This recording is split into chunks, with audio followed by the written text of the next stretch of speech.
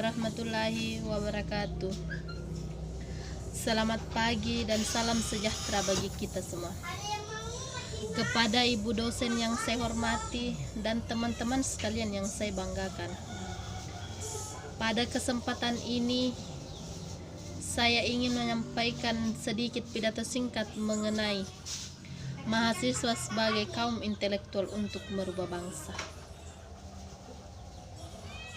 Mahasiswa sebagai pemuda dalam kontribusinya terhadap bangsa, mahasiswa mempunyai tugas yang lebih mulia jika dibandingkan dengan siswa yang hanya berkewajiban mengejar indeks pemahaman. Individu dan nilai tinggi, mahasiswa mempunyai tanggung jawab yang lebih besar, yakni kepada bangsa dan masyarakat. Tentunya pola pikir yang diharapkan pun jauh berbeda dengan saat masih menjadi siswa. Maka sejatinya yang menentukan keberhasilan mahasiswa bukanlah kemampuan saat ia masuk perguruan tinggi, tetapi apa yang mahasiswa lakukan setelah ia lulus dari perguruan tinggi. Hadirin sekalian yang saya hormati, berbicara soal negara kita, negara Indonesia tercinta tentu tidak akan ada habisnya. Ini bukan soal kenaifan atau kesokpedulian, tapi ini tentang kesadaran-kesadaran yang hanya akan subur jika pemiliknya yang menyuburkannya. Lalu, bagaimana dengan peranan seorang mahasiswa? Sebenarnya ada sebab mengapa kita menjadi mahasiswa.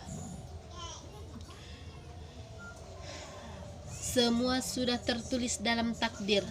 Secara tidak langsung Tuhan telah memilih kita untuk menjadi pejuang intelektual dan moral karena mahasiswa adalah golongan yang paling menyentuh ranah masyarakat umum, paling dekat dengan dua sisi berbeda, antara bawah dan atas, antara kanan dan kiri, antara kedamaian dan ketidakadilan. Mahasiswa mempunyai 3 peranan utama dalam kehidupan berbangsa dan bernegara, yakni sebagai agent of change, iron stock, dan social control. Sebagai agent of change, mahasiswa dipersiapkan untuk membuat perubahan ke arah yang lebih baik, namun tidak melupakan nilai-nilai bangsa dan jiwa. Pancasila sebagai fundamental. Sebagai iron stock, mahasiswa sebagai pemuda bangsa nantinya akan menjadi pengganti pemerintah yang melainkan roda kepimpinan di Indonesia. Jadi, sebaiknya kecerdasan dan semangat tinggi yang dimiliki para pemuda saat ini diimbangi dengan penguatan karakter bangsa dalam diri dan kebijakan dalam bertindak.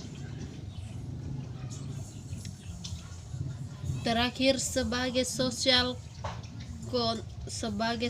control, mahasiswa sebagai kaum intelektual turut mengawasi kebijakan publik dan turut membantu masyarakat menyuarakan kesejahteraan dan terciptanya kehidupan berbangsa dan bernegara.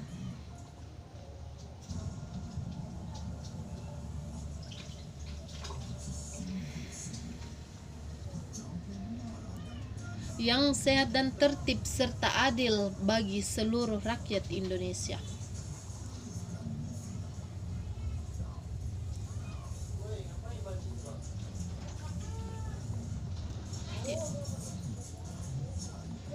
Dunia kampus adalah metode kehidupan bernegara.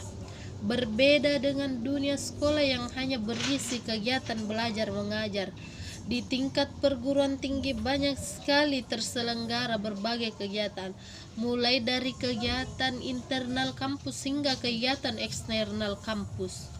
Maka dari itu, Sebaiknya kita, jika kawan-kawan tertarik mengikuti penilaian dengan bijak kegiatan yang kawan-kawan anggap sesuai dengan tidak mengganggu kegiatan perkuliahan. Karena perlu diingat, kawan-kawan, tugas utama mahasiswa adalah yang merupakan amanah dari orang tua kita. Amanah dari orang tua kita. Hadirin sekalian yang saya hormati. Kemudian tugas yang kedua adalah sebagai pejuang moral. Saat belajar dan tahu tentang sebuah kebenaran, sebagai pemuda yang cenderung mempunyai sikap lebih kritis dan ideologis, sudah seharusnya ada pergerakan moral di dalam pergerakan pembelajaran kita. Moral bukan hanya kita harus berkata jujur, berperilaku yang baik dan lain-lain, tapi bagaimana kita menyikapi sesuatu yang benar-benar yang harus kita pedulikan, atau memilih arti lebih dibandingkan hal-hal lain yang tentunya kita harus lakukan, berkorban dan mengambil risiko. Dan yang terpenting kita yakin bahwa tidak ada perbuatan baik yang sia-sia. Sebagai kalangan yang paling dekat dengan masyarakat, sudah pasti kita memiliki peranan pembawa kalangan yang paling dekat dengan masyarakat. Sudah pasti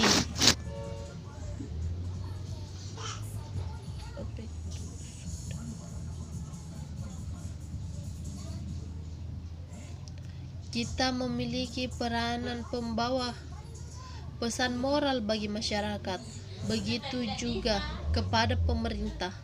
Sebagai mahasiswa yang kritis, kita juga membawa pesan moral sebagai pejuang moral. Tentu tanggung jawabnya langsung pada pengaplikasian sehari-hari, bagaimana seorang mahasiswa bersikap dan menganggap persoalan dengan tenang namun tetap kritis, bagaimana seorang mahasiswa tidak diam ketika melihat penyimpangan dan ketimpangan keadilan.